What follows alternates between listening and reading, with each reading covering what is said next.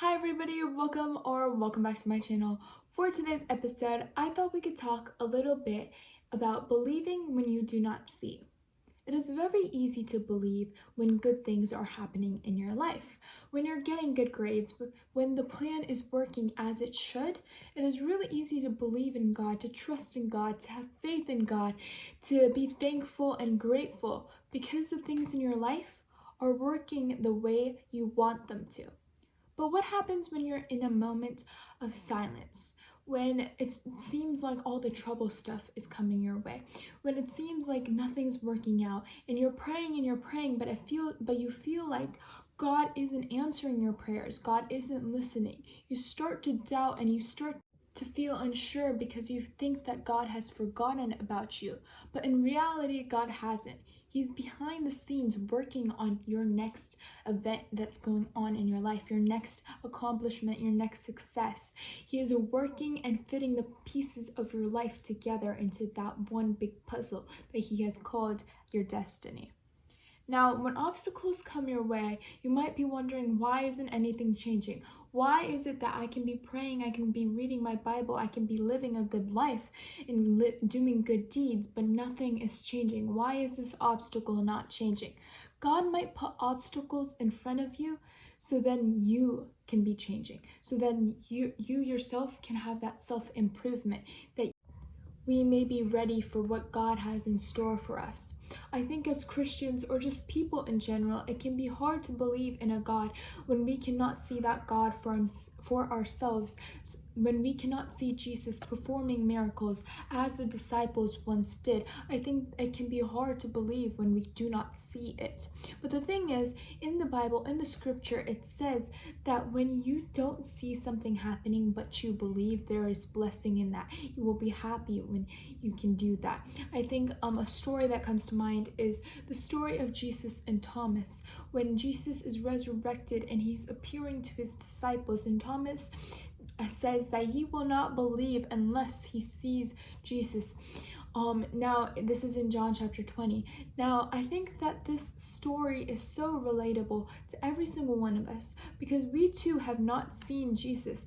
Thomas eventually did, but at first he did not, and that is what every single one of our situations is that we know that Jesus has resurrected. We believe in a God even though we cannot see this God.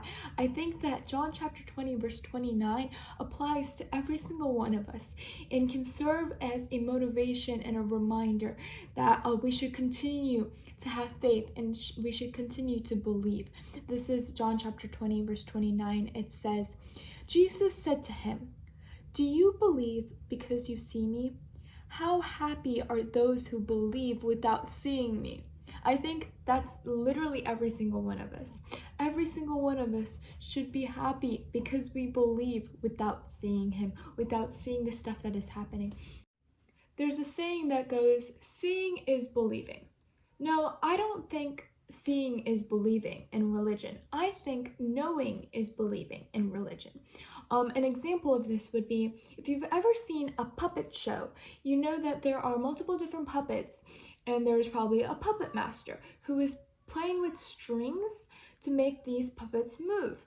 And if you're watching the puppet show, you normally don't see the puppet master. The puppet master is probably behind the scenes moving the puppets. So really all you're seeing is the events, the outcomes of what the puppet master is doing. In our lives, I believe that God is the puppet master. He is the grand master who is pulling the strings to make our life work in the way that He wants it to work.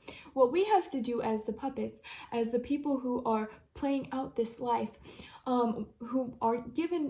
as the puppets who are given free will but should oblige to God's will, should follow His plan, to move in the way He wants us to move, to believe in Him and know that He is there behind the scenes moving the strings, even though we cannot see Him. You see, when I use the analogy of a puppet master and puppets in that case do not have any free will. They do not have the ability to move on their own. They must be dependent on the Father, on the puppet master.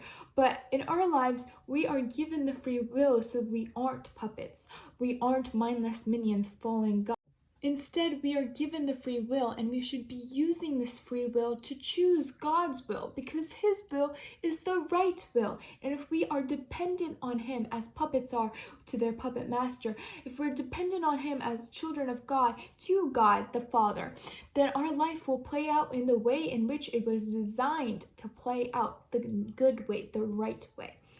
I think it's really easy to talk about this as if it's nothing, to talk about believing and having faith and praying and living a good life as if it's nothing, but in reality, or at least my reality, it is really hard to stand firm and true and pray and be grateful even though things aren't working out. It can be hard to do good and continue to read the scripture and pray and have an ongoing relationship with God, even though we don't see what God is doing. Even though we think that God has forgotten about us, because He hasn't, because He really hasn't, and He's already up there working behind the scenes.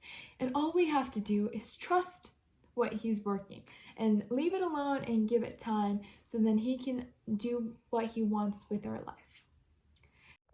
Thank you so much for watching. I hope you enjoyed the video. If you did, be sure to give this video a big thumbs up and comment down below what you think. Let's all continue to share the good news. Until next time, bye!